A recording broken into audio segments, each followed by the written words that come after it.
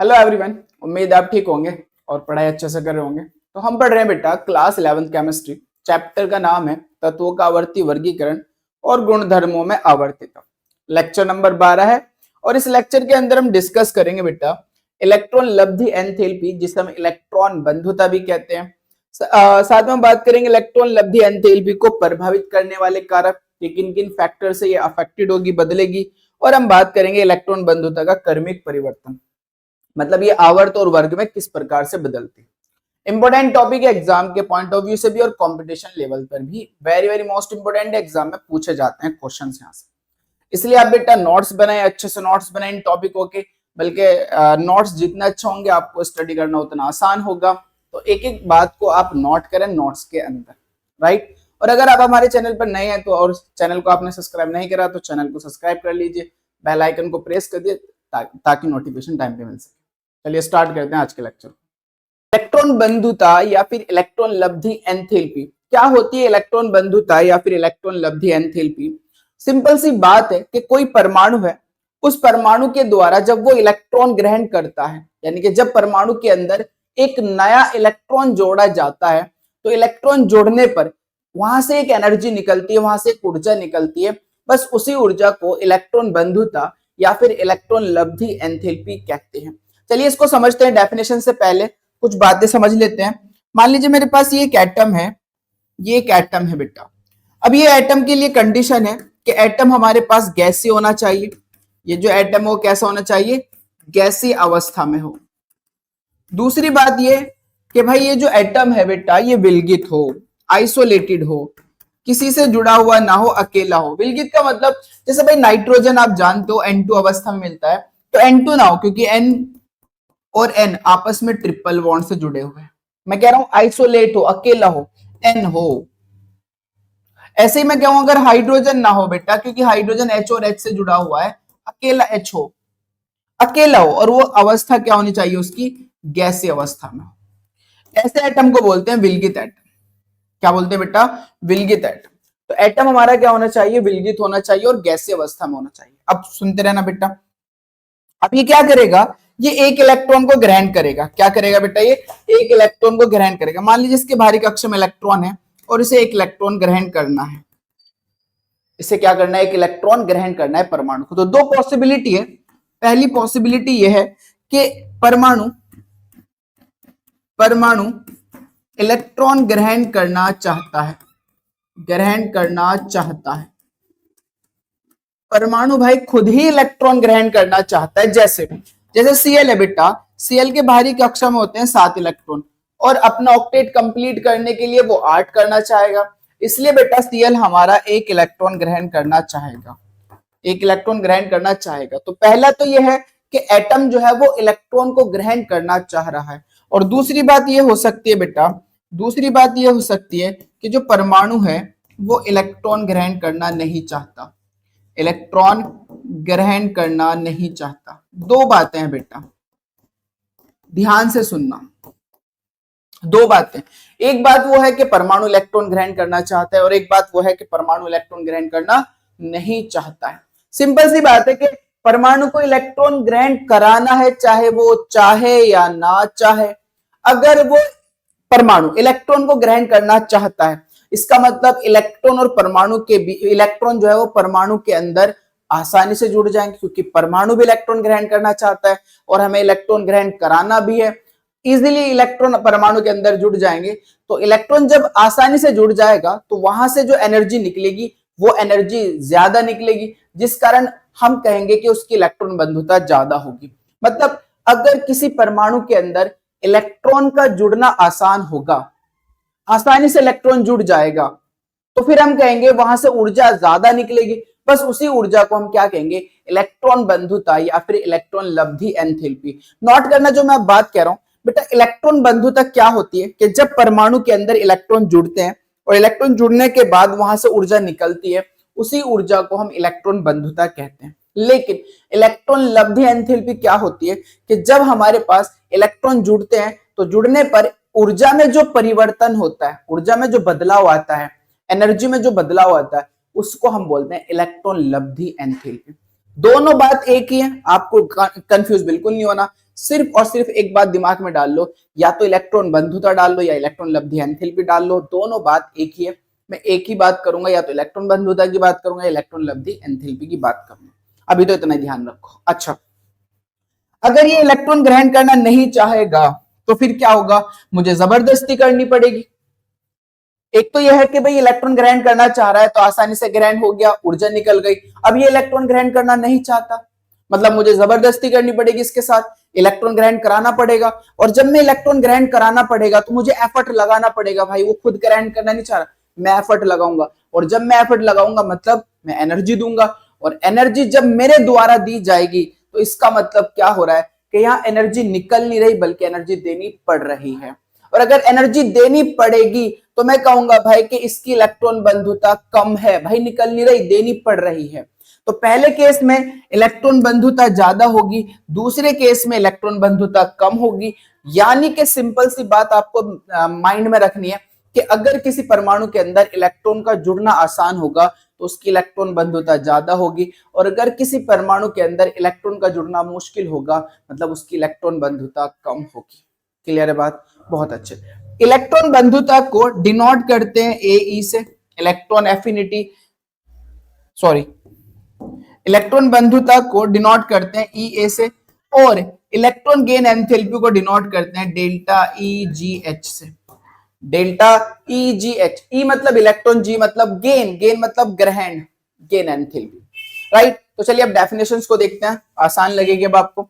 जब कोई उदासीन गैसीय परमाणु, कोई उदासीन गैसीय परमाणु है, इलेक्ट्रॉन ग्रहण करके ऋणायन में परिवर्तित होता है, जैसे Cl इलेक्ट्रॉन ग्रहण करके Cl माइनस में कन्वर्ट होता है। Cl ने उदासीन परमाणु है, एक इलेक्ट्रॉन ग्रहण करा और किस में कन्वर्ट हुआ बेटा? Cl में कन्वर्ट हुआ।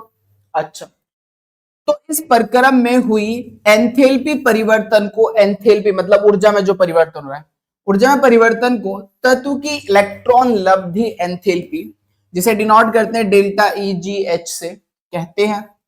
तथा इस मुक्त ऊर्जा को, और यहां से जो एनर्जी निकलेगी, जो ऊर्जा उत्सर्जित होगी, उसको इलेक्ट्रॉन बंधुता कहते हैं। इसे इलेक्ट्रॉन वोल्ट ईवी तथा किलो जूल प्रति मोल में व्यक्त करते हैं। या तो इलेक्ट्रॉन वोल्ट में मापेंगे या फिर आप किलो जूल प्रति मोल में मेजर करोगे। अब इसको समझना अच्छे से। एक बात और आपको समझ में आनी चाहिए बेटा, कि अगर यहां से पहला केस है कि इलेक्ट्रॉन आसानी से जुड़ रहा है और ऊर्जा निकल रही है, तो अगर ऊर्जा निकलेगी तो हमेशा याद रखना डेल्टा एच का मान नेगेटिव होगा, क्योंकि ऊर्जा निकल रही है। तो अगर ऊर्जा निकलेगी तो डेल्टा एच का मान नेगेटिव होगा, और अगर डेल्टा एच का मान नेगेटिव है इसका मतलब ये अभिक्रिया कौन सी है? ऊष्माक्षेपी अभिक्रिया, ऊष्माक्षेपी अभिक्रिया, एक्सोथर्मिक रिएक्शन। भाई एक्सोथर्मिक रिएक्शन में तो एनर्जी निकलती है, ऊष्माक्षेपी अभिक्रिया में तो ऊष्मा निकलती है। और अगर यहां पर दूसरा केस है कि इलेक्ट्रॉन ग्रहण करना नहीं चाहता बेटा, अगर वो इलेक्ट्रॉन ग्रहण करना नहीं चाहता, इसका मतलब मैं इसमें जबरदस्ती करूंगा, इलेक्ट्रॉन को जबरदस्ती ग्रहण करवाऊंगा, तब मुझे एनर्जी देनी पड़ेगी, तब एनर्जी निकलेगी नहीं, तब एनर्जी देनी पड़ेगी। और अगर एनर्जी देनी पड़ती है तो फिर हम कहेंगे डेल्टा एच क्या होगा? पॉजिटिव। डेल्टा एच मतलब delta easy H, delta easy H क्या होगा बेटा? पॉजिटिव। और अगर डेल्टा एच पॉजिटिव होगा तो फिर हम इसे कहेंगे ऊष्माशोषी अभिक्रिया, ऊष्माशोषी अभिक्रिया, एक्सोथर्मिक रिएक्शन। तो इस बात को भी ध्यान रखना बेटा कि हमारे पास जो इलेक्ट्रॉन को ग्रहण करना है वो एक्सोथर्मिक भी हो सकता है, एंडोथर्मिक भी हो सकता है, मतलब ऊष्माक्षेपी भी हो सकती है, ऊष्माशोषी भी हो सकती है। यही साइन आपको ध्यान में रखना है, जहन में रखना है, माइंड में रखना है, ताकि चीजें आपको कंफ्यूज ना कर सके। राइट, अब आगे बढ़ते हैं बेटा। मैं इसको रफ कर रहा हूं, ध्यान से सुनते रहना। मैंने कहा मेरे पास एक्स कोई परमाणु है, ध्यान से देखना बेटा, मेरे पास एक्स कोई परमाणु है, विलगित है, गैसीय अवस्था में है। अब इसे एक इलेक्ट्रॉन ग्रहण करना है, और जैसे ये एक इलेक्ट्रॉन ग्रहण करेगा तो मैं कह रहा हूं कि ये कन्वर्ट हो गया एक्स माइनस में। यानी कि इस परमाणु के अंदर इलेक्ट्रॉन का ग्रहण करना आसान है, कोई चार्ज नहीं है, इजीली इलेक्ट्रॉन को ग्रहण कर लेता है। और अगर ये इजीली इलेक्ट्रॉन को ग्रहण कर लेगा तो यहां इसकी जो इलेक्ट्रॉन गेन एंथैल्पी होगी डेल्टा ई जी, वो हमारे पास क्या होने वाली है? नेगेटिव होने वाली है, ऋणात्मक होने वाली है, क्योंकि यहां से एनर्जी निकलेगी ना बेटा। जब ये इलेक्ट्रॉन को ग्रहण करेगा तो यहां से ऊर्जा उत्सर्जित होगी, ऊर्जा निकलेगी, और ऊर्जा अगर निकल रही है तो उसका डेल्टा एच क्या होगा, नेगेटिव होगा, ऋणात्मक। अब मैं कह रहा हूं कि मेरे पास जो x माइनस है, जो x माइनस है, ये भी एक इलेक्ट्रॉन को ग्रहण करना चाहता है, ये भी भाई साहब एक इलेक्ट्रॉन को ग्रहण करना चाहता है। अब जब ये एक इलेक्ट्रॉन को ग्रहण करना चाहता है बेटा, तो आप मुझे बताओ, ये माइनस, ये भी माइनस, तो माइनस माइनस के बीच क्या लगेगा, प्रतिकर्षण। भाई ये एक नेगेटिव पार्टिकल हो गया ना, ये भी नेगेटिव पार्टिकल है, तो माइनस माइनस के बीच क्या लगेगा, प्रतिकर्षण। और जब प्रतिकर्षण लगेगा तो अब इलेक्ट्रॉन का जुड़ना क्या होगा, मुश्किल होगा।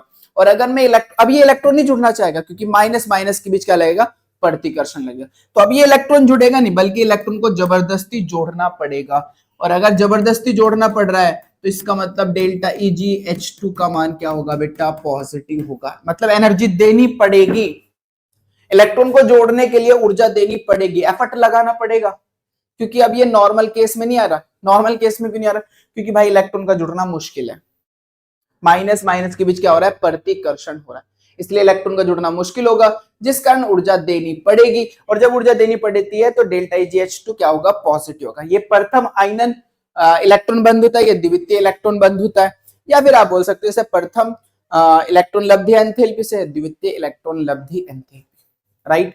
अब मैं कहूं अगर मैं एक और इलेक्ट्रॉन को जोड़ना चाहता हूं तो बताओ, अब तो और मुश्किल हो जाएगी, क्योंकि अब माइनस और बढ़ गया, अब प्रतिकर्षण और बढ़ जाएगा, और अगर प्रतिकर्षण और ज्यादा बढ़ गया तो इलेक्ट्रॉन का जुड़ना और मुश्किल हो जाएगा। मतलब मैं और ज्यादा एफर्ट लगाऊंगा, मतलब और ज्यादा एनर्जी दूंगा, जिस कारण क्या होगा, इसकी इलेक्ट्रॉन बंधुता और ज्यादा धनात्मक हो जाएगी, मोर पॉजिटिव हो जाएगी। तो मैं कह सकता हूं एस ट्राई नेगेटिव में कन्वर्ट करने के लिए, एक और इलेक्ट्रॉन जोड़ने के लिए इसे मुझे एनर्जी देनी पड़ती है, तो तृतीय इलेक्ट्रॉन लब्धि एंथैल्पी, और ये क्या होगी बेटा, मोर पॉजिटिव होगी, मोर पॉजिटिव होगी, अधिक धनात्मक होगी, अधिक धनात्मक होगी। अगर मैं एक और जोड़ूंगा तो और ज्यादा रिपल्शन बढ़ जाएगी, मतलब और ज्यादा एनर्जी देनी पड़ेगी, निकलेगी नहीं, देनी पड़ेगी। इसका मतलब जो है प्रथम आयनन एंथैल्पी का मान हमेशा ऋणात्मक होगा, और प्रथम के बाद जितनी भी आयनन एंथैल्पी होगी उन सब का मान क्या होगा, धनात्मक होगा।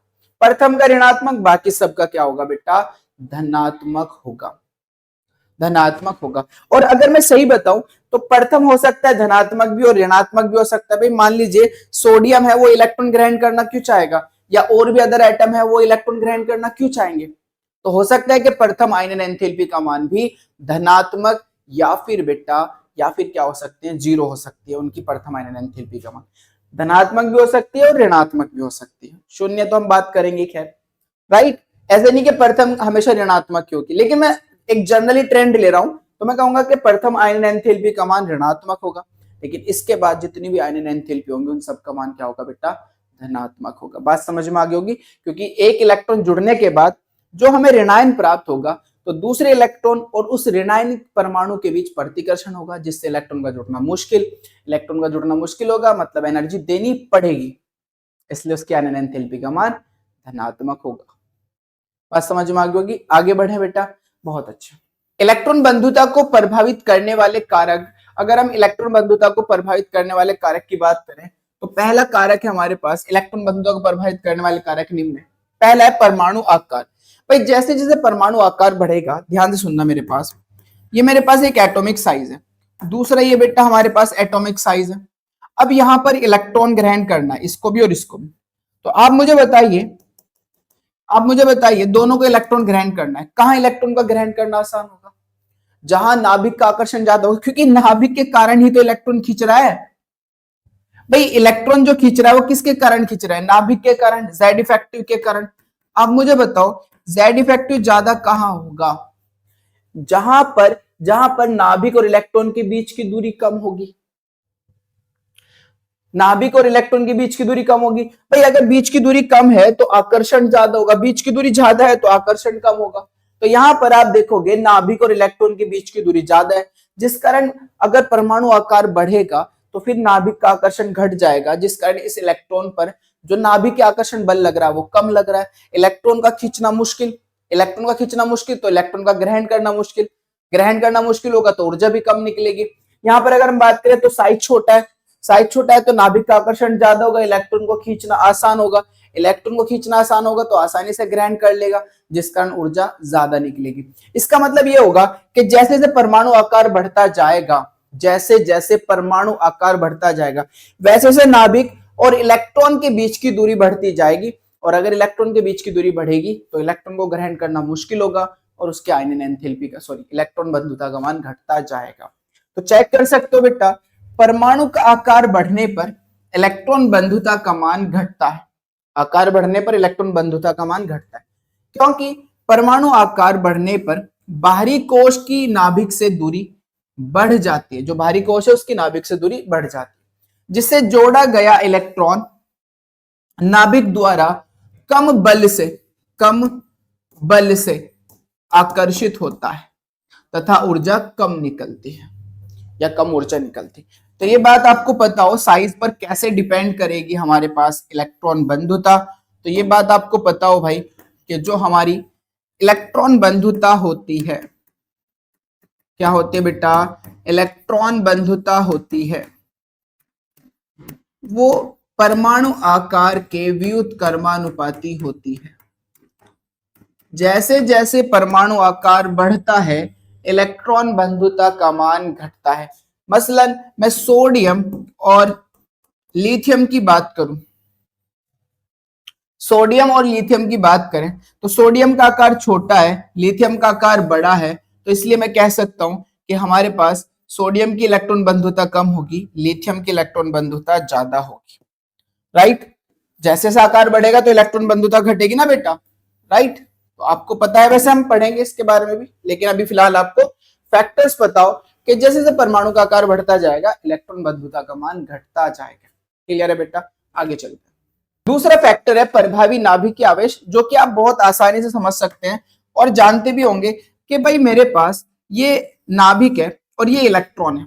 अब ध्यान सुनना, अगर नाभिक का आकर्षण अधिक हुआ, आकर्षण अधिक हुआ, थोड़ा सा फील करो बस इसको, आकर्षण अधिक, तो फिर क्या होगा, अगर इस इलेक्ट्रॉन पर नाभिक का आकर्षण अधिक हुआ तो तेजी से इलेक्ट्रॉन को खींच लेगा, एकदम से इलेक्ट्रॉन खींच लेगा, क्योंकि नाभिक का आकर्षण ज्यादा है ना, तो इलेक्ट्रॉन को तेजी से खींचेगा, जिससे इलेक्ट्रॉन का ग्रहण करना क्या होगा, आसान होगा, और अगर इलेक्ट्रॉन का ग्रहण करना आसान होगा तो ज्यादा ऊर्जा निकलेगी, उसी को इलेक्ट्रॉन बंधुता कह रहे हैं। कहने का मतलब ये कि अगर नाभिक का आकर्षण बढ़ेगा तो इलेक्ट्रॉन को ग्रहण करना आसान होगा, जिससे एनर्जी क्या निकलेगी, ज्यादा, मतलब इलेक्ट्रॉन बंधुता क्या होगी, ज्यादा होगी। अगर नाभिक का आकर्षण घटेगा तो फिर इलेक्ट्रॉन को ग्रहण करना क्या हो जाएगा, मुश्किल, कम ऊर्जा निकलेगी, इलेक्ट्रॉन को ग्रहण करना मुश्किल मतलब कम ऊर्जा निकलेगी, कम ऊर्जा निकलेगी तो उसकी इलेक्ट्रॉन बंधुता का मान भी कम होगा। तो आप देख सकते हो बेटा, देखो प्रभावी नाभिक के आवेश का मान बढ़ने पर नाभिक और ग्रहण किए जाने वाले इलेक्ट्रॉनों के बीच आकर्षण बढ़ जाता है। नाभिक का आकर्षण बढ़ने पर नाभिक और इलेक्ट्रॉन के बीच, जो इलेक्ट्रॉन के बीच आकर्षण है वो बढ़ जाएगा, जिससे इलेक्ट्रॉन को खींचना क्या होगा, आसान होगा, जिससे इलेक्ट्रॉन ग्रहण करते समय अधिक ऊर्जा उत्सर्जित होती है। जब इलेक्ट्रॉन को ग्रहण करना आसान होगा तो एनर्जी भी ज्यादा निकलेगी बेटा, अतः इलेक्ट्रॉन बंधुता का मान अधिक होगा या इलेक्ट्रॉन बंधुता का मान बढ़ता है।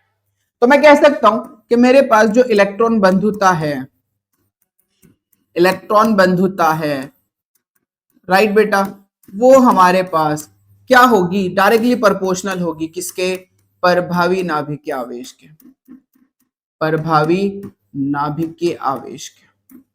Z इफेक्टिव के डायरेक्टली प्रोपोर्शनल है। Z इफेक्टिव जितना ज्यादा उसकी इलेक्ट्रॉन बंधुता का मान उतना ज्यादा होगा।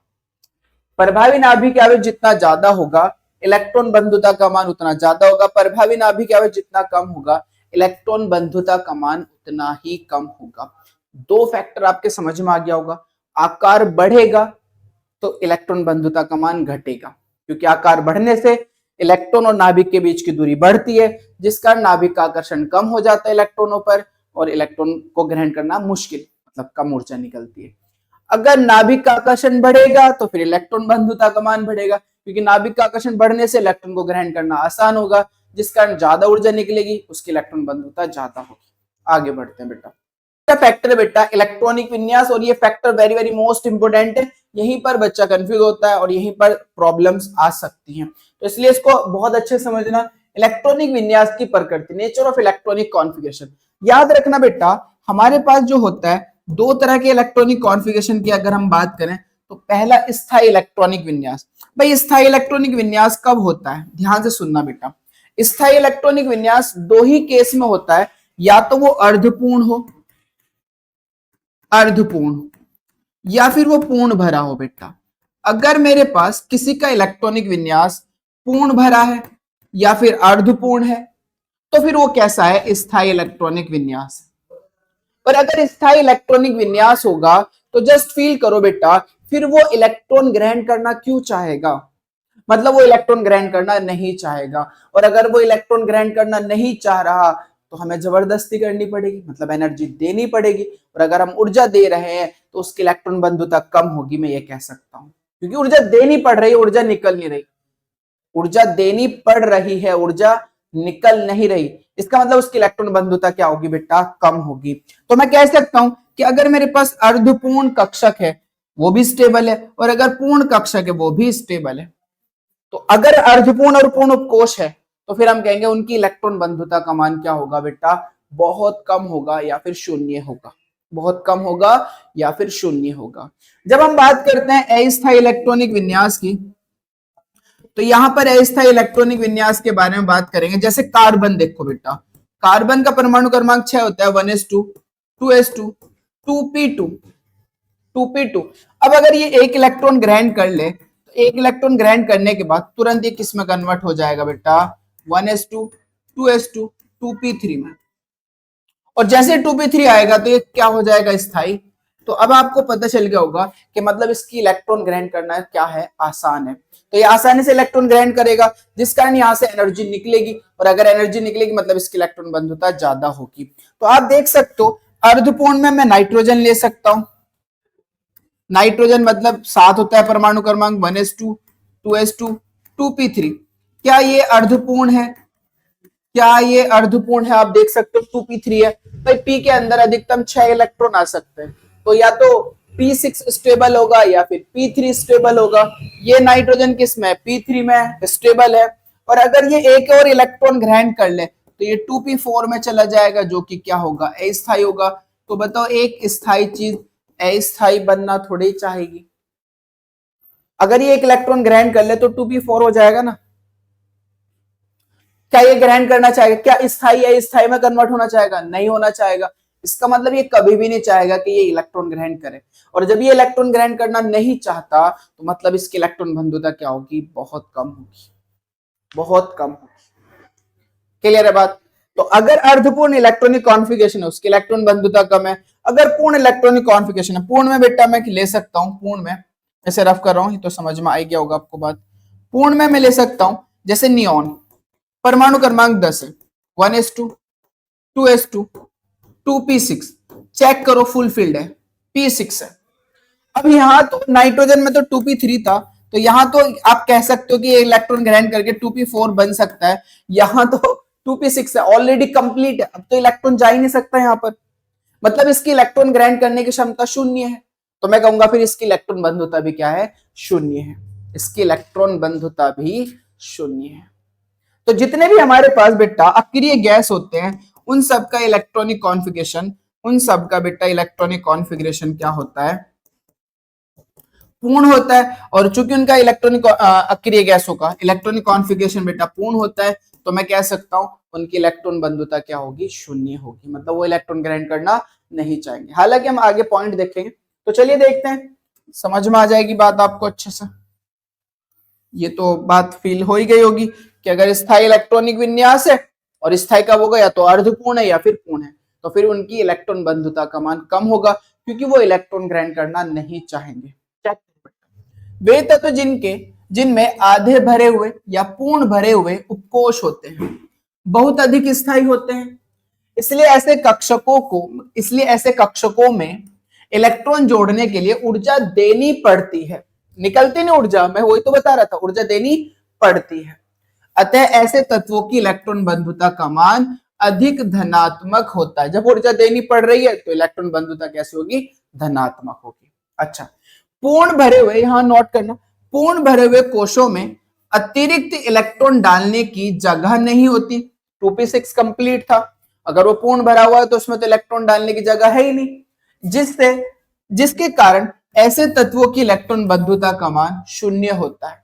हम शून्य भी बोल सकते हैं या फिर धनात्मक होता है, धनात्मक भी कह सकते हैं, दोनों में से कोई वर्ड भी यूज कर सकते हो, शून्य कह दो या फिर धनात्मक कह दो, बात एक ही। क्लियर है बात बेटा, समझ में आ गई होगी आपको। अगर किसी तत्व का इलेक्ट्रॉनिक विन्यास अर्धपूर्ण या पूर्ण है, अर्धपूर्ण या फिर पूर्ण है, तो हम कहेंगे वो स्थायी है, वो इलेक्ट्रॉन ग्रहण करना नहीं चाहता। और अगर इलेक्ट्रॉन ग्रहण करना नहीं चाहता तो हमें उसे जबरदस्ती करनी पड़ेगी, मतलब एनर्जी देनी पड़ेगी, और जब मैं ऊर्जा दे रहा हूं तो उसकी इलेक्ट्रॉन बंधुता बहुत कम होगी या फिर धनात्मक होगी। और अगर अक्रिय गैस से पूर्ण भरा हुआ है तो फिर हम कहेंगे उसकी इलेक्ट्रॉन बंधुता क्या होगी, शून्य होगी, क्योंकि इलेक्ट्रॉन डालने की जगह ही नहीं है भाई, वो ग्रहण करेगा ही नहीं, इसलिए उसकी इलेक्ट्रॉन बंधुता क्या होगी, शून्य होगी। जब वो इलेक्ट्रॉन ग्रहण नहीं करेगा तो कोई ऊर्जा भी नहीं निकलनी, जिस कारण उसकी इलेक्ट्रॉन बंधुता शून्य हो जाएगी। क्लियर है बात बेटा, आगे चलते हैं। इसके एग्जाम्पल में फर्स्ट है बेरिलियम और मैग्नीशियम की इलेक्ट्रॉन बंधुता। बेरिलियम की जब मैं बात करता हूं, ध्यान से सुनना बेटा, बेरिलियम का परमाणु क्रमांक होता है 4, 1s2 2s2, 1s2 2s2, जो कि आपको पता है कि पूर्ण भरा हुआ है, इसलिए क्या है हमारे पास, स्थायी है। और अगर ये स्थायी है, देखो 2s में 2 s में 2 ही तो इलेक्ट्रॉन आ सकते हैं, 2s2 कंप्लीट है।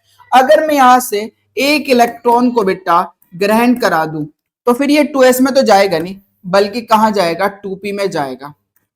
कहां जाएगा बेटा, 2p में जाएगा, 2p में जाएगा। और 2p में जाने के बाद ये कैसा हो जाएगा, अस्थायी हो जाएगा।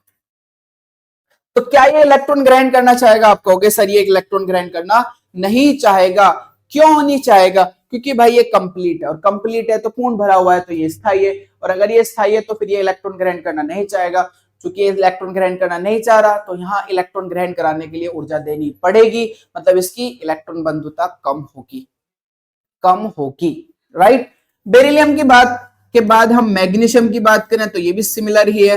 मैग्नीशियम का परमाणु क्रमांक 12 होता है, 1s2 2s2 2p6 3s2। यहां पर भी आप देखोगे तो s हमारे पास क्या है बेटा, s हमारे पास कंप्लीट भरा हुआ है, पूर्ण भरा हुआ है, इसलिए मैं बोल सकता हूं कि ये हमारा स्थायी इलेक्ट्रॉनिक विन्यास है, पूर्ण भरा हुआ है।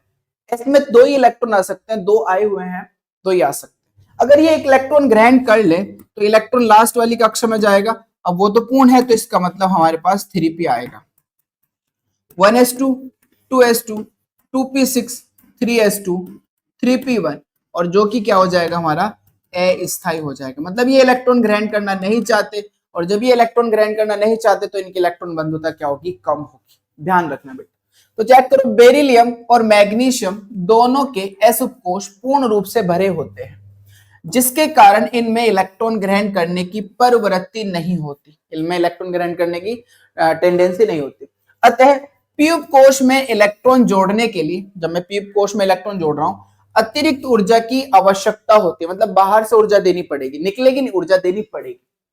इस कारण दोनों की इलेक्ट्रॉन बंधुता धनात्मक है, जिस कारण मैं कह सकता हूं कि दोनों की इलेक्ट्रॉन बंधुता क्या है, धनात्मक है। क्लियर है बात बेटा, आगे चलते हैं। सेकंड केस में आप देख सकते हो नाइट्रोजन और फास्फोरस की इलेक्ट्रॉन बंधुता। जब मैं नाइट्रोजन की बात करता हूं तो नाइट्रोजन का एटॉमिक नंबर होता है 7, तो क्या मिलेगा मुझे, 1s2 2s2 2p3 7, 1s2 2s2 2p3, जो कि हमारा कैसा है, इलेक्ट्रॉनिक विन्यास है बेटा, स्थायी। स्थायी क्यों है, क्योंकि p हाफ है, p3 या तो फुल फील्ड में स्टेबल होता है या हाफ फील्ड में स्टेबल होता है, ये हाफ है जिस कारण ये स्थायी है। अगर मैं यहाँ पर एक इलेक्ट्रॉन जोड़ दूं, एक इलेक्ट्रॉन जोड़ दूं तो नाइट्रोजन पे माइनस आएगा, तो अब मुझे क्या मिलेगा, 1s2 2s2 2p4, और 2p4 कैसा होगा बेटा हमारा, अस्थायी होगा, क्योंकि ये ना हाफ फील्ड है ना ये फुल फील्ड है, ना ये पूर्ण भरा हुआ है ना ये आधा भरा हुआ है, तो ये अस्थायी है। और अगर ये अस्थायी है इसका मतलब ये इलेक्ट्रॉन ग्रहण करना नहीं चाहेगा, क्योंकि स्थायी चीज किस में कन्वर्ट हो रही है, अस्थायी में कन्वर्ट हो रही है। तो जिस कारण ये इलेक्ट्रॉन ग्रहण करना नहीं चाहता, और अगर ये इलेक्ट्रॉन ग्रहण करना नहीं चाहता तो इसकी इलेक्ट्रॉन बंधुता क्या होगी बेटा, कम होगी, इसकी इलेक्ट्रॉन बंधुता कम होगी, राइट। अगर मैं बात करूं फास्फोरस की तो सिमिलर है, 15 होता है परमाणु क्रमांक, 1s2 2s2 2p6 3s2 3p3 15 है ना बेटा, 2 2 4 6 10 2 12 और 3 15। 2p3 है, हाफ फिल्ड है तो ये स्थायी है। और अगर ये एक इलेक्ट्रॉन ग्रहण कर ले, अगर ये एक इलेक्ट्रॉन ग्रहण कर ले तो फिर p पे माइनस आएगा और हमें क्या मिलेगा 1s2 2s2 2p6 3s2 3p4 और 3p4 में तो ये कैसा हो जाएगा अस्थायी हो जाएगा। मतलब ये इलेक्ट्रॉन ग्रहण करना नहीं चाहेगा, जबरदस्ती करनी पड़ेगी, मतलब एनर्जी देनी पड़ेगी, यहां से ऊर्जा देनी पड़ेगी, जिस कारण इसकी इलेक्ट्रॉन बंधुता का मान भी धनात्मक होगा।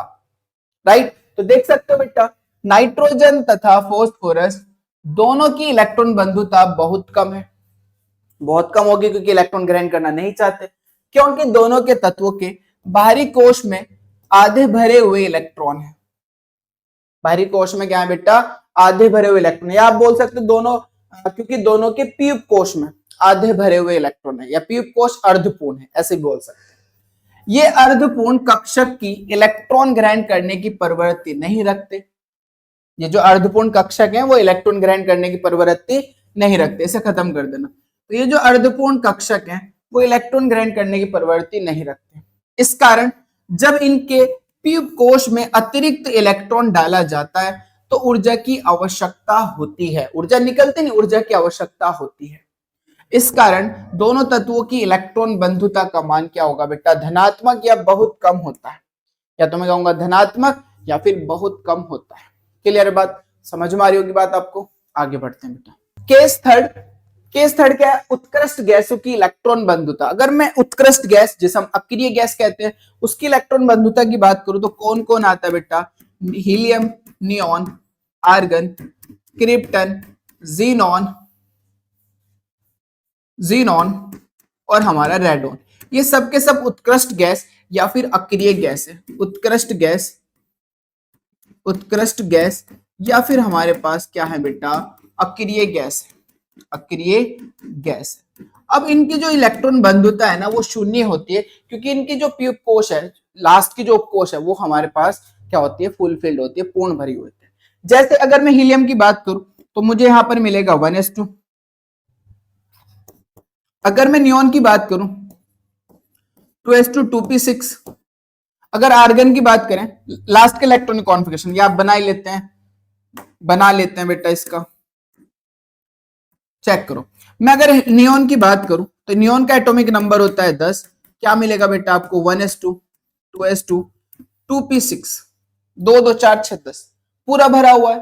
अगर मैं आर्गन की बात करूं तो 18 होता है, तो आपको क्या मिलेगा 1s2 2s2 2p6 3s2 3p6 जो कि पूरा भरा हुआ है। 2 2 4 6 10 2 12 और 6 18।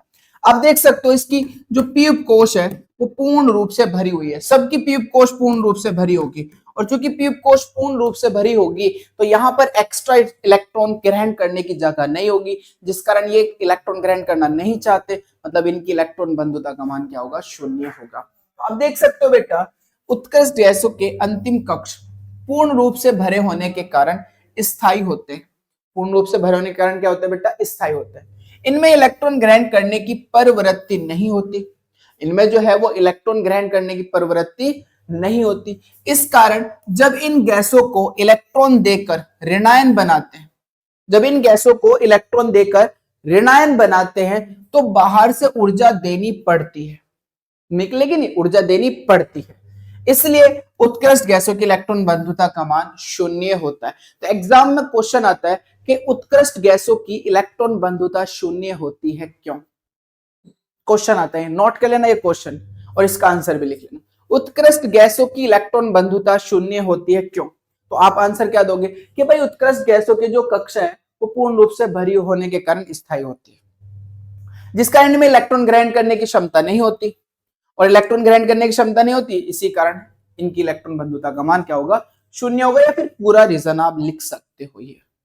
राइट, आगे बढ़ते हैं। नेक्स्ट है उपकोशों की प्रकृति, नेचर ऑफ सबशेल। यानी कि हमारे पास अगर एक ही कक्षा है और उसके अंदर sp-df उपकोश है, कक्षक है, तो फिर किस कक्षक की इलेक्ट्रॉन ग्रहण करने की क्षमता ज्यादा होगी। तो आपको पता होना चाहिए s की इलेक्ट्रॉन ग्रहण करने की क्षमता ज्यादा होती है, p से p की ज्यादा होती है, d से, और d की ज्यादा होती है f से। तो आप देख सकते हो विभिन्न अंतिम उपकोशों की इलेक्ट्रॉन ग्रहण करने की क्षमता भिन्न होती है। इनकी इलेक्ट्रॉन ग्रहण करने की क्षमता का क्रम निम्न है। एस की ज्यादा होगी पी से, पी की ज्यादा होगी डी से और डी की ज्यादा होगी एफ से। राइट, आगे बढ़ते हैं। अब बात करते हैं बेटा इलेक्ट्रॉन बंधुता में आवर्तिता या फिर क्रमिक परिवर्तन। और यहां से क्वेश्चन एग्जाम में आता है, चाहे वो नीट हो, चाहे वो एग्जाम मतलब 11th क्लास का एग्जाम हो या किसी भी कंपटीशन का एग्जाम हो, क्वेश्चन आता है बेटा आवर्तिता। आवर्त में बात करेंगे, समूह में बात करेंगे, अभी फिलहाल हम बात कर रहे हैं आवर्त में। तो ध्यान से सुनना बेटा, ध्यान से सुनना। जब मैं बात करूं, यहां पर बात करूं द्वितीय आवर्त की, यहां पर बात करूं मैं द्वितीय आवर्त की, बहुत अच्छे से सुनना। मैं जनरल ट्रेंड लिखूंगा फिर आपको वेरिएशन बताऊंगा। जब मैं आवर्त की बात करता हूं तो मैं चल रहा हूं लिथियम, फिर बेरिलियम, फिर बोरोन, फिर कार्बन, फिर नाइट्रोजन, फिर ऑक्सीजन, फिर फ्लोरीन और फिर नियॉन। नियॉन की तो जीरो ही है तो नियॉन को तो हटा दो, इनकी बात कर रहा हूं। या नियॉन को ले लो, चूंकि नियॉन की जीरो है और नोबल गैस है, वो इलेक्ट्रॉन ग्रहण करना नहीं चाहता तो उसकी इलेक्ट्रॉन बंधुता शून्य, उसे तो हटा दिया। अब यहां पर इनकी बात करता हूं। तो जैसे जैसे मैं आवर्त में बाएं से दाएं चलता हूं, मैं ऐसे चलता हूं बाएं से दाएं, तो ध्यान से सुनना बेटा, यहां पर कोशों की संख्या समान है। इसका परमाणु क्रमांक 3 होता है तो 2 1, इसका 4 होता है तो 2 2, इसका 5 होता है तो 2 3, इसका 6 होता है तो 2 4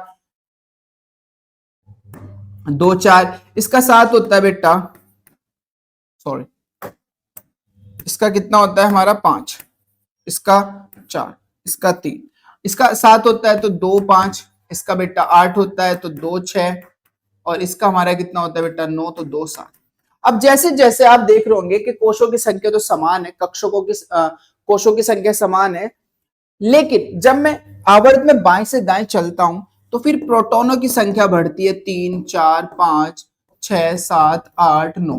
कोशों की संख्या समान है, लेकिन जैसे जैसे मैं बाएं से दाएं चलता हूं तो बेटा हमारे पास प्रोटॉनों की संख्या बढ़ती है और प्रोटॉनों की संख्या बढ़ने से क्या बढ़ता है, जेड इफेक्टिव बढ़ता है। तो किसी आवर्त में बाएं से दाएं चलने पर प्रभावी नाभिकीय आवेश बढ़ता है।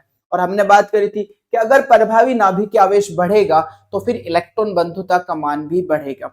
तो किसी आवर्त में बाएं से दाएं चलने पर हमारा क्या होता है, प्रभावी नाभिकीय आवेश बढ़ता है, जिस कारण बेटा इलेक्ट्रॉन बंधुता का मान भी बढ़ता है। तो किसी आवर्त में बाएं से दाएं चलोगे तो इलेक्ट्रॉन बंधुता का मान बढ़ेगा। तो चेक करो पहले आप, किसी आवर्त में बाएं से दाएं जाने पर इलेक्ट्रॉन बंधुता का मान बढ़ता है, क्योंकि आवर्त में बाएं से दाएं जाने पर परमाणुओं का आकार घटता है। भाई प्रभावी नाभिकीय आवेश बढ़ेगा तो आकार घट जाएगा, आकार घटता है तथा प्रभावी नाभिकीय आवेश बढ़ता है। क्लियर बात। तो अब हमारे पास जब मैं ट्रेंड इसको ऑर्डर में अरेंज करता हूं, इसको हटा देता हूं, पढ़ लिया होगा वैसे भी आपने। तो हमारे पास जैसे जैसे मैं बाएं से दाएं चल रहा हूं तो इलेक्ट्रॉन बंधुता बढ़ती जानी चाहिए। मतलब लिथियम की सबसे कम बेरिलियम से, बेरिलियम की कम होनी चाहिए बोरोन से, बोरोन की कम होनी चाहिए बेटा कार्बन से, कार्बन की कम होनी चाहिए नाइट्रोजन से, नाइट्रोजन की कम होनी चाहिए ऑक्सीजन से, ऑक्सीजन की कम होनी चाहिए फ्लोरीन से। यानी कि सबसे ज्यादा इलेक्ट्रॉन बंधुता फ्लोरीन की होनी चाहिए और सबसे कम इलेक्ट्रॉन बंधुता लिथियम की होनी चाहिए।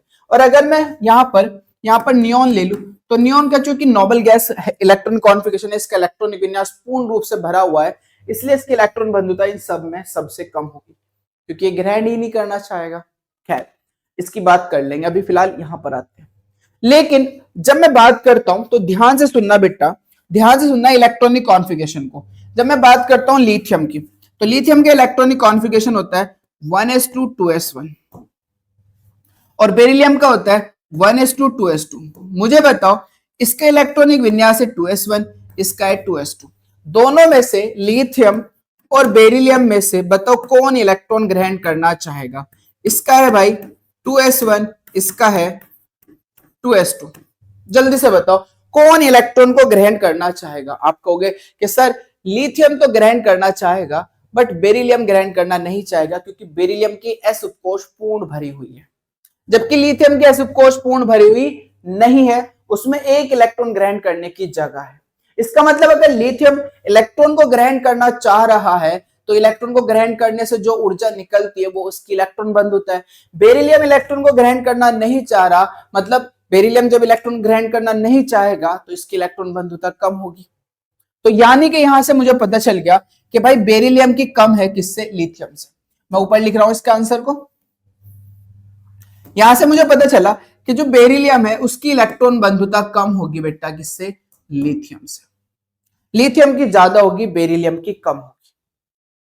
लिथियम की ज्यादा होगी, बेरिलियम की कम होगी। अब बेरिलियम की बात, लिथियम की अगर हम बात करें तो बोरोन की, तो बोरोन की ज्यादा होगी बेटा, किससे? लिथियम से। अब बात करते हैं कार्बन और नाइट्रोजन में।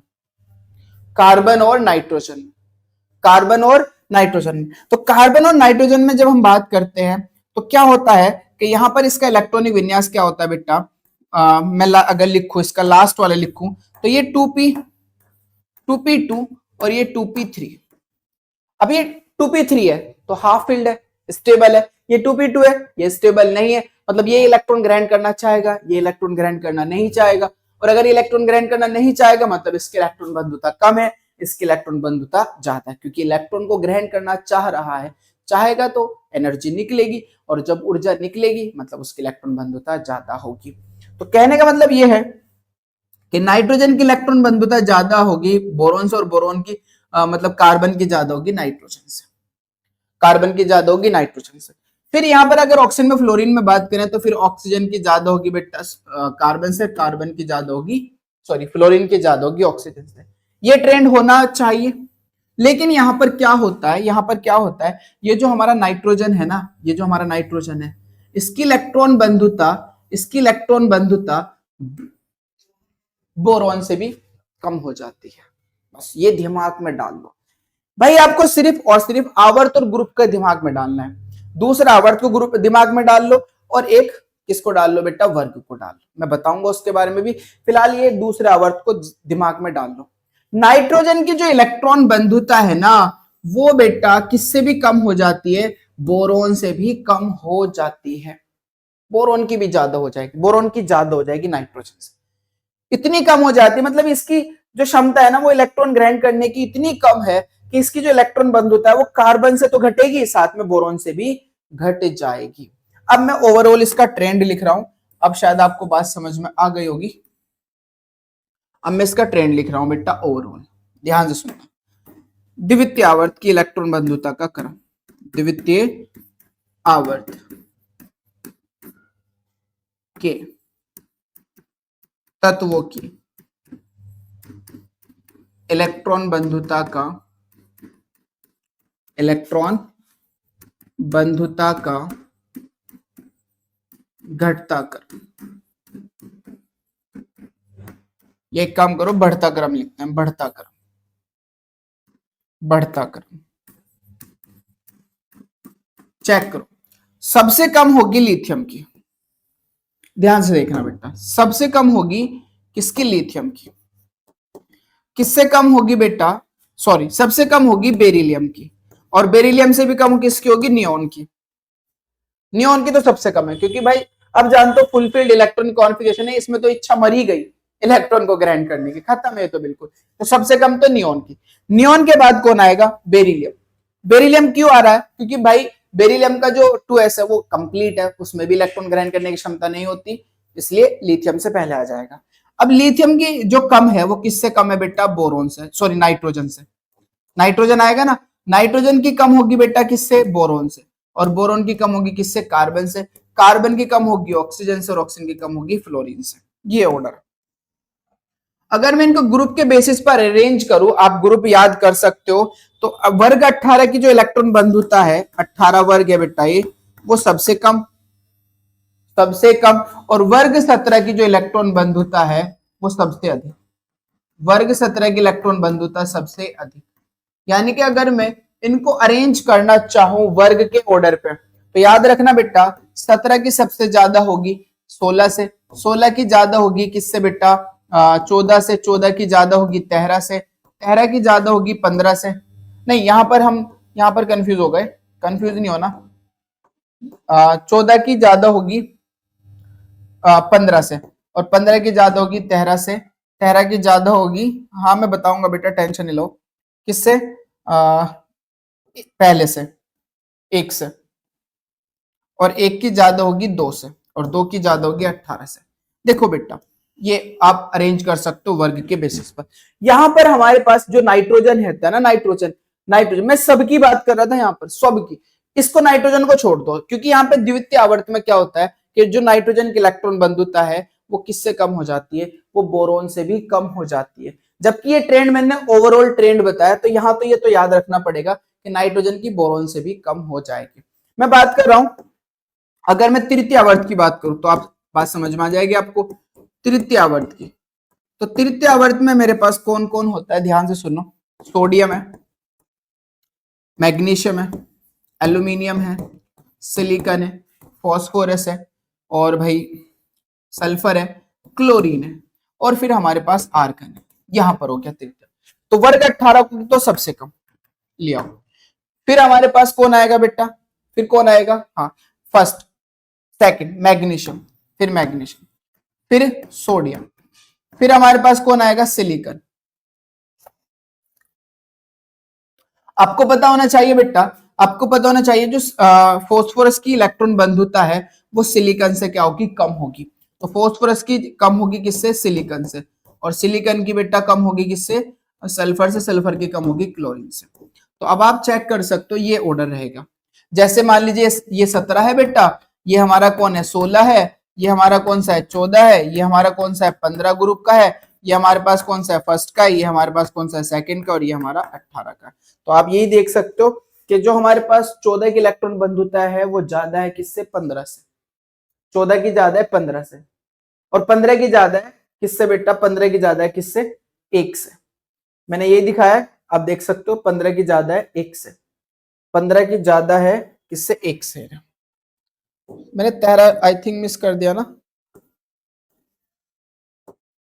1 मिनट। हाँ 14 की ज्यादा है 15 से, और 15 की ज्यादा है बेटा किससे, 13 से। 1 मिनट मिस करा शायद हमने कुछ, एल्यूमिनियम मिस कर दिया हमने, एल्यूमिनियम मिस कर दिया। एल्यूमिनियम किसका है, 13 का है, तो एल्यूमिनियम आएगा ना, सॉरी सॉरी सॉरी सॉरी, कोई बात नहीं। क्या चाह रहा है भाई ये, अरेंज करो भाई यहाँ पर, कहाँ आएगा एल्यूमिनियम, एल्यूमिनियम जो आएगा बेटा ध्यान सुनो, ऐसे बढ़ने पर तो मैग्नीशियम की कम हो गई सोडियम से, सोडियम की एल्यूमिनियम से, तो यहां आएगा बेटा, यहां यहां मैं इसको दोबारा लिख देता हूं, ध्यान से देखो बेटा। जो तृतीय आवर्त है, तृतीय आवर्त, ध्यान से देखो बेटा, मेरे पास है sodium, sodium, magnesium, aluminium, silicon, phosphorus, और बेटा सल्फर, और क्लोरीन, और आर्गन। तो मैंने आपको, मुझे इनको अरेंज करना है इलेक्ट्रॉन बंधुता के क्रम में, किसके क्रम में, इलेक्ट्रॉन बंधुता के क्रम में। तो अगर मैं बात करूं तो सबसे कम तो होगी हमारे पास आर्गन की, क्योंकि इसमें इलेक्ट्रॉन ग्रहण करने की क्षमता नहीं है। इससे ज्यादा होगी जब मैं इनमें और इसमें कंपेयर करूंगा, तो फिर मैग्नीशियम की कम हो जाएगी किससे, सोडियम से। आप रीजन जानते हो, यहाँ पे 2s2 है, यहाँ पर सॉरी यहाँ पर 3s2 है, यहाँ पर 3s1 है। तो इसमें इलेक्ट्रॉन ग्रहण करने की क्षमता है, इसमें इलेक्ट्रॉन ग्रहण करने की क्षमता नहीं है, नहीं है तो कम है तो ज्यादा है, राइट। अब बात करते हैं बेटा एल्यूमिनियम और सिलिकॉन की। एल्यूमिनियम 2p1 है, सिलिकॉन 2p2 है, तो यहां पर क्या होगा कि हमारे पास एल्यूमिनियम की इलेक्ट्रॉन ग्रहण करने की क्षमता क्या होगी, ज्यादा होगी सोडियम से। और इन दोनों में अगर मैं बात करूं तो फॉस्फोरस की कम होगी, जबकि हमारे पास बेटा सिलिकॉन की ज्यादा होगी, क्योंकि ये इलेक्ट्रॉन ग्रहण करना नहीं चाहे, क्योंकि यहाँ पर 2p3 है और ये 2p2 है, तो ये तो इलेक्ट्रॉन ग्रहण करना नहीं चाहता, नहीं चाहता तो कम होगी इलेक्ट्रॉन बंधुता, ये ग्रहण करना चाहता है तो ज्यादा होगी। इसलिए हमारे पास फॉस्फोरस की इलेक्ट्रॉन बंधुता कम हो जाती है सिलिकॉन से। यहां पर जब हम नाइट्रोजन की बात करें तो ग्रुप सेकंड में, तो नाइट्रोजन की कम हो जाती थी बेरिलियम से, इससे भी कम हो जाती थी, बट यहां पर ऐसा नहीं होगा, ध्यान रखना, क्योंकि बेटा परमाणु आकार भी तो बढ़ रहा है, वहां परमाणु आकार छोटा था, यहाँ परमाणु आकार बड़ा है, बढ़ रहा है। अच्छा, फिर हमारे पास सिलिकॉन में अगर बात करें तो सिलिकॉन की कम होगी सल्फर से, और सल्फर की कम होगी क्लोरीन से। ये था ऑर्डर बेटा, ये था। अब आप अरेंज कर सको तो ये ग्रुप 17 है, ये ग्रुप 16 है, ये ग्रुप 14 है, ये ग्रुप 15 है, और ये ग्रुप 13 है, ये ग्रुप हमारे पास फर्स्ट है, ये ग्रुप सेकंड है, और ये हमारे पास 18।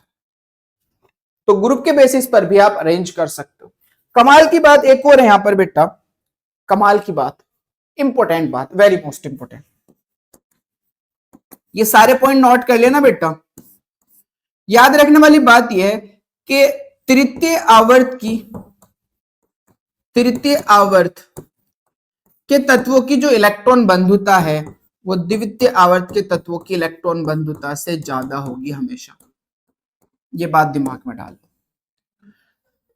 तृतीय आवर्त की तत्वों की जो इलेक्ट्रॉन बंधुता है वो द्वितीय आवर्त के तत्वों की इलेक्ट्रॉन बंधुता से ज्यादा होगी। अब मैं ये भी लिख रहा हूं, ये मेरे पास सेकंड पीरियड है और ये मेरे पास थर्ड पीरियड है बेटा, थर्ड पीरियड क्लियर है। सेकंड पीरियड में कौन कौन आता है, lithium, beryllium, boron, carbon, nitrogen, oxygen, fluorine, ये। और बेटा हमारे पास थर्ड में कौन आता है, थर्ड में कौन आता है, sodium, magnesium, aluminium, silicon, phosphorus और सल्फर और बेटा हमारे पास क्लोरीन। तो याद रखने वाली बात यह है कि जो हमारे पास तृतीय आवर्त के तत्व होंगे उनकी इलेक्ट्रॉन बंधुता का मान ज्यादा होगा द्वितीय आवर्त के तत्वों की इलेक्ट्रॉन बंधुता से। मतलब सोडियम की इलेक्ट्रॉन बंधुता ज्यादा है लिथियम से, मैग्नीशियम से ज्यादा होगी, मैग्नीशियम की ज्यादा होगी बेरिलियम से, एल्यूमिनियम की ज्यादा होगी बोरोन से, सिलिकॉन की ज्यादा होगी कार्बन से, फॉस्फोरस की ज्यादा होगी नाइट्रोजन से, सल्फर की ज्यादा होगी ऑक्सीजन से, क्लोरीन की ज्यादा होगी फ्लोरीन से। वेरी वेरी मोस्ट इंपोर्टेंट बात है बेटा, बहुत इंपॉर्टेंट बात है, किसकी इलेक्ट्रॉन बंधुता ज्यादा है और किसकी इलेक्ट्रॉन बंधुता कम है, नोट कर लो। द्वितीय आवर्त के तत्वों की इलेक्ट्रॉन बंधुता कम है, तृतीय आवर्त की इलेक्ट्रॉन बंधुता ज्यादा है, क्योंकि तृतीय आवर्त में इलेक्ट्रॉन का जुड़ना आसान होता है कंपैरिजन टू द्वितीय आवर्त। द्वितीय आवर्त में इलेक्ट्रॉन का जुड़ना थोड़ा मुश्किल होगा, जबकि तृतीय आवर्त में इलेक्ट्रॉन का जुड़ना थोड़ा आसान होगा। और अगर इलेक्ट्रॉन का जुड़ना आसान है तो ज्यादा एनर्जी निकलेगी, इलेक्ट्रॉन का जुड़ना मुश्किल है तो कम एनर्जी निकलती है। तो यहाँ कम एनर्जी निकलती है जिस कारण इसकी इलेक्ट्रॉन बंधुता कम होती है, यहाँ ज्यादा एनर्जी निकलती है जिस कारण इसकी इलेक्ट्रॉन बंधुता ज्यादा होती है। बात समझ में आ गई होगी, आगे बढ़ते हैं हम। अब बात करें हम समूह में कि वर्ग में किस तरीके से इलेक्ट्रॉन बंधुता बदलती है। ध्यान से सुनना बेटा, जब मैं किसी समूह की बात करता हूं तो मेरे पास समूह में क्या होता है, मान लीजिए मैं सेवंथ पीरियड की बात कर रहा हूं, सेवंथ पीरियड की, मेरे पास है बेटा फ्लोरीन, क्लोरीन, ब्रोमीन, आयोडीन। तो जब किसी समूह में मैं ऊपर से नीचे की ओर चलता हूं तो कोषों की संख्या बढ़ती है, कोषों की संख्या बढ़ने से परमाणु आकार बढ़ता है। जैसे फ्लोरीन का परमाणु क्रमांक 9 है तो ये पहली कक्षा है, दूसरी कक्षा, क्लोरीन का 17 है तो हमारे पास क्या होगा बेटा 2 7, इसमें क्या होगा 2 8 7 होगा। इसका मतलब कि यहाँ पर ये पहली कक्षा, ये दूसरी और ये तीसरी कक्षा, तो आकार बढ़ रहा है, साइज बढ़ रहा है। इसमें अगर आप कहोगे तो ये हमारे पास 35 होगा, तो इसका मतलब 2 8 18 7 होगा, मतलब 4 कक्षा बनेगी इसके अंदर, 1 2 3 4। तो जैसे जैसे बेटा जैसे जैसे हम किसी समूह में ऊपर से नीचे की ओर चलते हैं तो चलने से कोषों की संख्या बढ़ती है जिससे उनका परमाणु आकार बढ़ता है। और अगर परमाणु आकार बढ़ेगा तो बेटा आप जानते हो नाभिक आवेश घट जाता है, जिस कारण क्या होता है, इलेक्ट्रॉन बंधुता का मान भी घटेगा, मतलब इलेक्ट्रॉन का जुड़ना क्या होगा, मुश्किल होगा। तो अगर मैं ऊपर से नीचे की ओर चलूं तो परमाणु आकार बढ़ता है, परमाणु आकार बढ़ने से इलेक्ट्रॉन का ग्रहण करना मुश्किल हो जाता है, जिससे इलेक्ट्रॉन बंधुता का मान क्या होगा, कम होगा। तो अगर देखा जाए तो हमारे पास सबसे कम इलेक्ट्रॉन बंधुता होगी आयोडीन की, उससे कम होगी बेटा, उससे ज्यादा होगी ब्रोमीन की, उससे ज्यादा होगी क्लोरीन की, और सबसे ज्यादा होनी चाहिए फ्लोरीन की। जबकि अभी हमने पीछे बताया था कि भाई क्लोरीन की इलेक्ट्रॉन बंधुता बढ़ जाती है किससे, फ्लोरीन से, जबकि इस ऑर्डर के बेसिस पर ऐसा नहीं होता। तो हम समझेंगे इसको, अभी तो एक जनरल ट्रेंड ले रहे हैं कि जनरल ट्रेंड में क्या होगा कि किस वर्ग में किस तरीके से इलेक्ट्रॉन बंधुता चेंज होगी। तो अगर मैं ऊपर से नीचे की ओर चलूं तो कोषों की संख्या बढ़ेगी जिससे परमाणु आकार बढ़ेगा, परमाणु आकार बढ़ेगा तो इलेक्ट्रॉन का ग्रहण करना मुश्किल होगा, जिससे कम ऊर्जा निकलती है, जिससे बेटा कम ऊर्जा निकलती है, मतलब उसकी इलेक्ट्रॉन बंधुता कम होगी। तो चेक करो, किसी वर्ग में ऊपर से नीचे जाने पर इलेक्ट्रॉन बंधुता का मान कम होता है, वर्ग में ऊपर से नीचे जाने पर परमाणु आकार बढ़ता है और प्रभावी नाभिक आवेश घटता है, जिस कारण वर्ग में ऊपर से नीचे जाने पर इलेक्ट्रॉन बंधुता का मान कम हो जाता है या कम होता जाता है, राइट। तो अगर मैं यहां पर एक ऑर्डर में अरेंज करूं इनको, तो मैंने आपको बता दिया बेटा कि हमारे पास ये वाला ये वेरी मोस्ट इंपोर्टेंट है बेटा, ये तो मैंने आपको बताया कि होना ये चाहिए कि हमारे पास फ्लोरीन की इलेक्ट्रॉन बंधुता ज्यादा होनी चाहिए क्लोरीन से, क्लोरीन की ज्यादा होनी चाहिए ब्रोमीन से, और ब्रोमीन की ज्यादा होनी चाहिए आयोडीन से। ये होना चाहिए, जबकि हमारा क्या होता है, गलत होता है। क्योंकि क्यों होता है ऐसा, आप ध्यान से सुनो बेटा। फ्लोरीन के पास है 9 इलेक्ट्रॉन, जिसके बाहरी कक्षा में बेटा 7 इलेक्ट्रॉन। ध्यान से सुनना, बाहरी कक्षा में कितने, 7, ये 1 और ये 2। यहाँ कितने, 7, 1 2 3 4 5 6 और 1 7। अब आते कितने हैं दूसरी कक्षा में, अधिकतम कितने इलेक्ट्रॉन आ सकते हैं, 8 आ सकते हैं। भाई अधिकतम तो दूसरी कक्षा में 8 आ सकते हैं और है कितने, 7। तो एक नया इलेक्ट्रॉन जुड़ना है, तो जब एक नया इलेक्ट्रॉन जुड़ेगा तो इन इलेक्ट्रॉनों के बीच लगेगा प्रतिकर्षण। क्या लगेगा, प्रतिकर्षण। अब होता क्या है बेटा, होता क्या है, होता यह है कि ये जो इलेक्ट्रॉन है, इसमें जो दूसरी कक्षा है, इसमें अधिकतम 8 इलेक्ट्रॉन आ सकते हैं, अधिकतम 8, और है कितने, 7। मैक्सिमम 8 आ सकते हैं और है 7। मतलब ये इलेक्ट्रॉन बहुत ज्यादा दूर नहीं है, बहुत पास पास ही है। तो अब जब आने वाला इलेक्ट्रॉन आएगा तो इन इलेक्ट्रॉनों के बीच क्या लगने वाला, प्रतिकर्षण लगने वाला। और ये प्रतिकर्षण बहुत ज्यादा होता है, क्योंकि मैक्सिमम 8 इलेक्ट्रॉन सकते हैं और है 7, तो इसलिए एक नया वाले इलेक्ट्रॉन पर क्या लगेगा, प्रतिकर्षण ज्यादा लगता है, जिस कारण इलेक्ट्रॉन का जुड़ना क्या हो जाता है, मुश्किल हो जाता है। और अगर इलेक्ट्रॉन का जुड़ना मुश्किल होगा तो यहां से कम ऊर्जा निकलती है। दूसरी ओर जब मैं क्लोरीन की बात करता हूं तो परमाणु क्रमांक क्या होता है, 17, तो 2 8 7। तो यहां पर आप देख सकते हैं पहली कक्षा, ये दूसरी और ये तीसरी।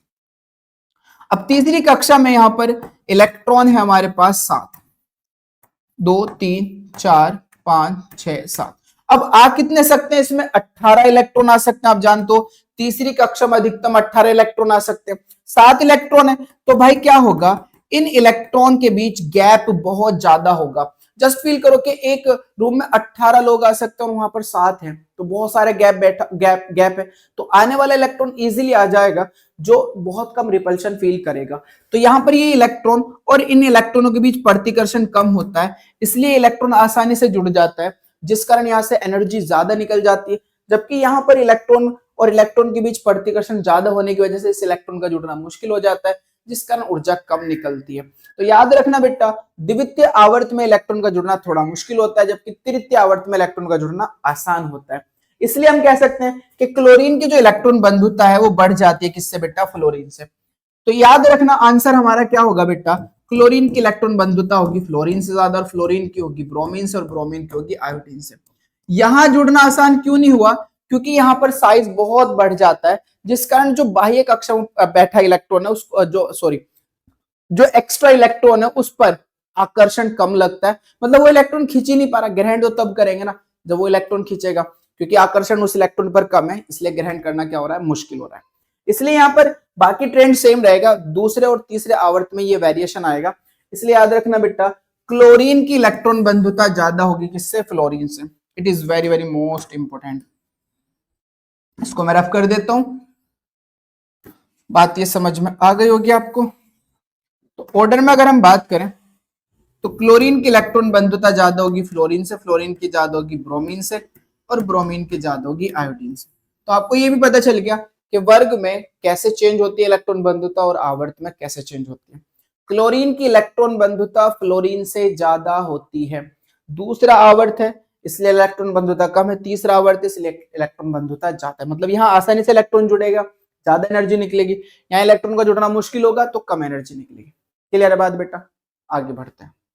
क्वेश्चन है हमारे पास कि हम ऑक्सीजन की प्रथम इलेक्ट्रॉन बंधुता, इलेक्ट्रॉन लब्धि एंथैल्पी का मान ऋणात्मक तथा द्वितीय इलेक्ट्रॉन लब्धि एंथैल्पी का मान धनात्मक होता है।